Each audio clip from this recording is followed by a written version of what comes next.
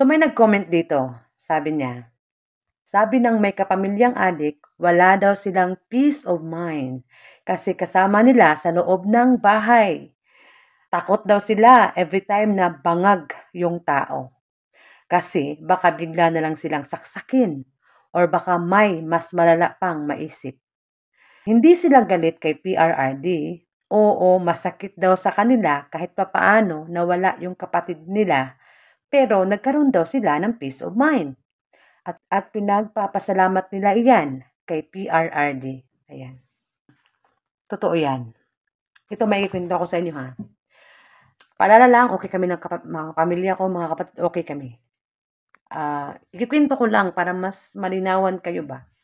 So, sabihin ko ito sa Tagalog para yung mga nasa kung saan man makarating ang video na ito, since trending nga itong video kung saan siya nag-comment, kung sino-sino na nag-share. So, Tagalogin ko para mas maraming nakakaintindi. Kasi nararamdaman ko siya, bakit? Nangyari po kasi sa akin. Di ba OFW po ako? Ngayon, umuwi po ako ng Pilipinas pagkatapos ng kontrata ko, nagbakasyon ako. Isang araw pa lang ako nagbakasyon, na-stress na ako. Bakit? Siyempre, pag nagbakasyon, dumating kasi ako gabi. Gabi ako dumating. Siyempre, pag dumating ka, lahat nagtipon-tipon kayo magkakapatid, pamilya, kain, tawanan, di ba? Ganon. Tapos ako namimigay ng mga pasalubong, ganyan. So ngayon, yung sabi ko nga, yung kapatid kong nalulong sa yun, hingi siya ng pera, so binigyan ko siya ng pera, 3,000, hindi ko makalimutan talaga yun. So pagkatapos namin kumain, nag-usap-usap, umalis siya. Di, umalis na siya. Alam nyo na, pag nagkapera yung, yung addict, so alam nyo na kung saan papunta, di ba? Ako naman kasi, hindi ko naman na yun iniisip na ba, o baka may mag-comment naman sa inyo dyan, ba't mo binibigyan, alam mo namang addict. Kasi nga ako, galing ako sa bakasyon, nagbibigay talaga ako. Kahit anong gawin nila sa pera na yan, basta nagbibigay ako bilang pasalubong ko. Kinabukasan ng umaga, bumalik siya. Nanghingi na naman siya ng pera. So sabi ko sa kanya, kabibigay ko lang ng pera sa'yo, saan mo ba dinala? So ngayon, sabi ko, wala akong maibibigay ngayon kasi kararating ko lang, marami pa akong bibilhin dito sa bahay. Tsaka 'di ba ako ngayon breadwinner, nag 20 years akong OFW. Talagang ninalay ko yung buhay ko para lang sa magulang namin. Talagang sinakripisyo ko ang buhay ko, ano. Alam mo ba, hindi ko kasi alam na may baril siya, Hindi ko talaga alam na may baril siya kasi kararating ko nga lang, wala akong alam sa mga kilos nila, mga galawan nila. Ang alam ko lang gumagamit talaga siya. Nung hinindian ko siya, nilabas niya ang baril niya. Hindi naman siya tinutok sa akin pero parang alam mo yun, kung sa Bisaya pa, niload niya ba? Kukulang na lang kablito niya ba para, yun, para puputok, ganon. Paglabas niya ng baril, nakita ko talaga sa harapan ko mismo.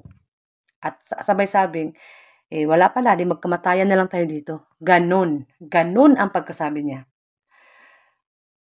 Ako, na-shock talaga ako sa harapan niya kasi hindi ko alam ang gagawin ko. Baril yun So, siguro mga 1 minute ako nakatayo. Wala akong imik, talagang shock. Shock talaga. Ngayon, buti na lang yung asawa ko nasa bahay pa, nagbihis pa lang siya papuntang trabaho sa time na yon. Tumakbo ko sa kwarto namin. Nagbihis yung asawa ko, nakabrief pa lang siya, sabi ko. Tapos niyakap ko siya, niyakap ko siya na wala akong imik. Niyakap ko lang siya. Tapos, ang higpit ng yakap ko sa kanya, parang takot talaga ako. Sabi niya, anong nangyari sa'yo? Tapos hindi talaga ako hindi talaga ako na-imik. Ayun, ginaganon na niya ako. Doon ako sabi ko, nilabasan ako ng baril. Yun, hindi ko na banggitin ang pangalan ng kapatid ko. Galit na galit siya. Sobrang galit. Nakabrief pa lang siya. Halos gibain na niya yung pinto at yung pinto. Kaso pinigilan ko talaga siya kasi hindi ko alam talaga kung hindi ko yun napigilan. Talagang may napahamak, isa sa kanila. Buti na lang dumating ang isang kapatid ko, nanghingi ako ng tulong. Talagang hindi namin siya pinalabas. Talagang nagsisigaw-sigaw siya doon. Tinawag ang pangalan ng kapatid ko. As in, yun ang nangyari. Kaya pag may kasama kang, kahit pa kapatid, asawa, or kahit pa kapatid mo, kadugo, pag may kasama kang drug addict sa loob ng bahay, wala ka talagang peace of mind. Kasi ang drug addict, hindi mo alam kung ano ang takbo ng mga utak nila. Ang mga kapatid ko na yun, mabait yan. Mabait yan nung hindi pa sila gumamit ng droga. Sobrang mabait. Ito pa, yung sa kapatid ko na binanggit ko sa video na isa ding drug addict, isa ding addict. Yung asawa niya, OFW sa Saudi, samantalang siya doon, nag-hit-hit, nangabit, nagkaanak, Ah, grabe, hindi ko lubos maisip, gabi. Kaya sabi ko, kaya galit na galit ako sa droga talaga, sobra. Kasi saksi ako kung paano siya manira ng buhay, ng pamilya, ng komunidad. Saksi ako. As in. Tama nga yung nakita ko, panood ko sa video, yung mga drug addict, mga pusher, user, drug lord, choice nila yan. Pero yung mga biktima nila, kasi kadalasan naman, napanood naman natin, di ba? Na may ginahasa, mga bata, kinidnap, pinatay, mga kadugo lang nila, mga anak, ng mga drug addict, sa mga lulong. Ang mga biktima niyan, hindi nila choice yan.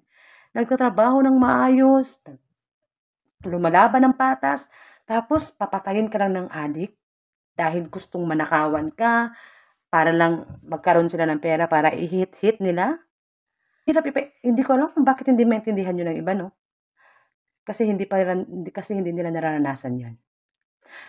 So, klaruhin ko lang ulit, okay po kami ng mga kapatid ko ngayon, okay kami ng pamilya, wala kaming naging problema.